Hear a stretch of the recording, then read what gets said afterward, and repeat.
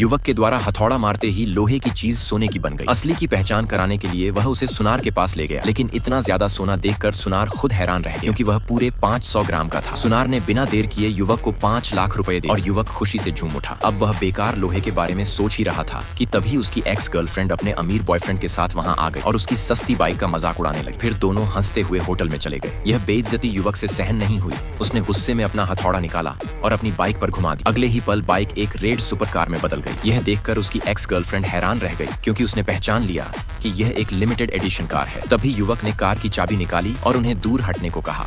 दरअसल पहले उसकी प्रेमिका उसे मामूली मैकेनिक कहकर ताने मारती और गुस्से में उसका हथौड़ा नदी में फेंक दिया था। उसी नदी में छिपे एक पुराने देवता की आत्मा जाग गई, जिसने युवक की भलमनसाहत से खुश होकर सोना, चांदी और तांबे के 3 हथौड़े उसके सामने रख दिए और एक चुनने को कहा। युवक ने बिना सोचे समझे सोने वाला हथौड़ा चुन लिया और देवता ने उसे वही हथौड़ा दे दिया। उसी हथौड़े से वह लोहे को सोना बना पा रहा था। अब उसने एक कंकड़ उठाया और उस पर हथौड़ा मारा, लेकिन इस बार सोना नहीं बल्कि उससे भी ज्यादा कीमती हीरा बन गया। इसके बाद वह हीरा लेकर फिर उसी दुकान पर पहुंचा। दुकानदार ने जांच के बाद उसे असली मानते हुए 80 लाख रुपए में खरीद लिया। बाहर निकलते समय युवक ने दुकानदार को फोन पर 100 साल पुराने जंगली जिनसिंग की बात करते हुए सुना। युवक ने तुरंत कहा कि उसके पास 100 साल पुराना जिनसिंग है। दुकानदार ने रुचि दिखाते हुए कहा कि कीमत कोई समस्या नहीं होगी। यह सुनकर युवक घर गया, मेज पर जिनसिंग की एक छोटी जड़ रखी और एक बार फिर चमत्कार होने ही वाला था। दोस्तों, अगर आपको यह हथौड़ा मिल जाता तो आप क्या करोगे? धन्यवाद।